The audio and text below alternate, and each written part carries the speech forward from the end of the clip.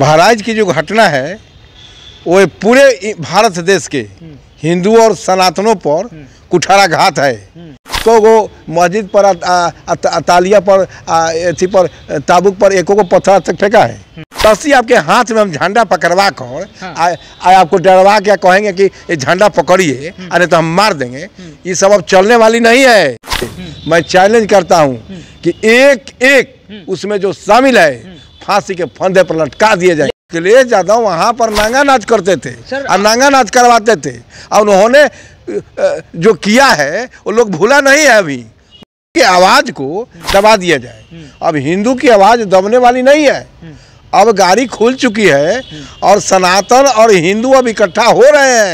ये जो घटना है ये घटना साजिश के तरह इस संदेश देने की, डराने की, धमकाने की साजिश है कि हम लोग भी कम नहीं है। नमस्कार, मैं हूं अर्पित कुमार और आप देख रहे हैं अर्पित का रिपोर्ट। जैसा कि जानते हैं कि दुर्गा प्रतिमा को विसर्जन बहराइच में, यूपी के बहराइच में होने जा रहा था, जिसके लेके वहां पर डीजे पर गाना बज रहा था और डीजे पर गाना बजने के क्रम में जो है दूसरे समुदाय के लोग आते हैं और वहाँ पर बहस होता है। जिसके बाद जो है राम गोपाल मिश्रा नामक युवक जो है वो कहा जा रहा है उनके बारे में कि जो हरा झंडा होता है वो हटा के भगवा झंडा लगा दिए। जिसके बाद जो है कहीं ना कहीं जो समुदाय थे वो भड़के और उनको खींच के लेकर उसके बाद आरोप लगाया जा रहा है कि उनकी जो है गोली मार के 20 गोली मार के उनकी हत्या कर दी। और उसके बाद आरोप ये भी लगाया जा रहा है कि उनके जो है नाखून नोच के भी बहुत बेदर्दी से मारा गया है। अभी हमारे साथ पूर्व डीएसपी सुनील सिंह जी है। आइए हम बात करते हैं सुनील सिंह जी से कि सुनील सिंह जी इस पर क्या सोचते हैं, क्या कहिएगा बहराइच में जिस प्रकार से यूपी के बहराइच में घटना हुआ। देखिए, बहराइच की जो घटना है वो पूरे भारत देश के हिंदू और सनातनों पर कुठाराघात है। हिंदू और सनातनियों को जबरदस्ती अब दबाया नहीं जा सकता है। अब विरोधी लोग जितने भी हैं साजिश कर रहे हैं कि किसी तरह हिंदू की आवाज़ को दबा दिया जाए। अब हिंदू की आवाज़ दबने वाली नहीं है।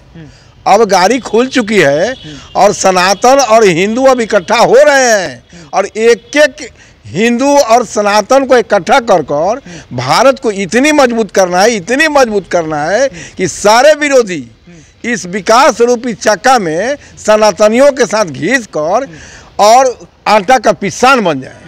देखिए, ये जो घटना है ये घटना साजिश के तरह इस संदेश देने की, डराने की, धमकाने की साजिश है कि हम लोग भी कम नहीं है। अब हिंदू को भी हम लोग नाश कर सकते हैं। तो मैं आपके चैनल के माध्यम से ये संदेश देना चाहता हूँ कि जितने भी साजिश करता है विरोधी हैं सतर्क हो जाएं। भारत को अब विकास की गाड़ी ये सब छोटा छोटा घटना कर और दुर्घटना करके अब रोका नहीं जा सकता है। अब पूरे भारत देश की प्रधानमंत्री नरेंद्र मोदी के अगुवाई में और उत्तर प्रदेश के माननीय मुख्यमंत्री आदित्यनाथ योगी की अगुवाई में इकट्ठा हो चुके हैं और कंप्लीट अब एक तंत्र बन गया है। अब किसी के तोड़ने से वहाँ पर अखिलेश यादव आज के पहले क्या करते थे छुपा हुआ है। अखिलेश यादव वहाँ पर नांगा नाच करते थे और नांगा नाच करवाते थे और उन्होंने जो किया है वो लोग भूला नहीं है। अभी वहाँ पर उग्रवादियों और आतंकवादियों का पहले डंका बजता था, लेकिन आज की क्या स्थिति है, एक आतंकवादी एक उग्रवादी वहाँ पर है हिम्मत का। अब देखिए, घटना तो हुआ हो गया, लेकिन सुन लीजिए भाई जी, आपके चैनल के माध्यम से मैं चैलेंज करता हूं कि एक एक उसमें जो शामिल है फांसी के फंदे पर लटका दिए जाए। लेकिन सर ये भी कहा जा रहा है कि पहले वहां पर राम गोपाल मिश्रा युवक जो है हरा झंडा हटा के जो है भगवा झंडा लगा दिया, जिसके बाद जो है ये कहीं ना कहीं हिंसा भड़का। नहीं, ये गलत बात है। ये उन्हीं के हैं, उनके साजिश वायरल हो रहा है सर, फोटो वायरल हो रही है। जबरदस्ती आपके हाथ में हम झंडा पकड़वा कर आपको डरवा के कहेंगे कि ये झंडा पकड़िए अरे तो हम मार देंगे, ये सब अब चलने वाली नहीं है। अब साजिशकर्ताओं का साजिश के पर्दाफाश हो चुका है। अब भारत देश की समाज और जनता बंटने वाली नहीं है और देश अब दो टुकड़ा नहीं होगा। अब जो वो बंटेंगे वो कटेंगे। सर लेकिन कहा जा रहा है कि वहाँ पर उपचुनाव है यूपी में 10 सीटों पर, जिसके लेके ये सुनिश्चित ढंग से कहीं हो सकता है कि देखिए ना रिजल्ट अब के बता देगा।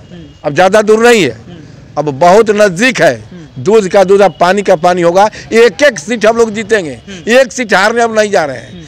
अब वो MP के इलेक्शन में धूरा झोंकर और लोग डालिमा में डालकर जनता को बरगला कर जीत गए।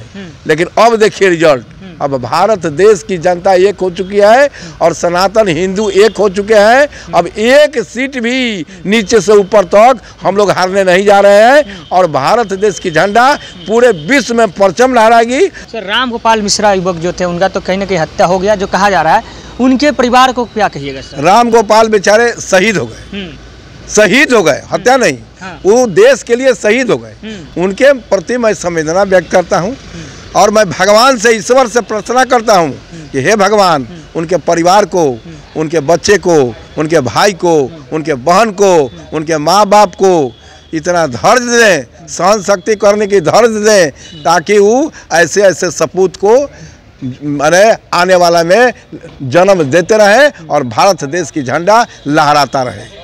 चलिए, अब उन लोगों को क्या कहिएगा जो अक्सर देखा जाता है कि हिंदू पर्व और त्यौहार पर जो है मतलब पथराव वाली घटनाएं सामने आती है, ये रोराबाजी वाली। देखिए ना, आपको बताते हैं इसी देश में कट्टरपंथी ऐसे लोग हैं, ऐसे तुष्टिकरण के लोग हैं कि सरस्वती पूजा, आपके देखिए दशहरा पूजा, गणेश पूजा,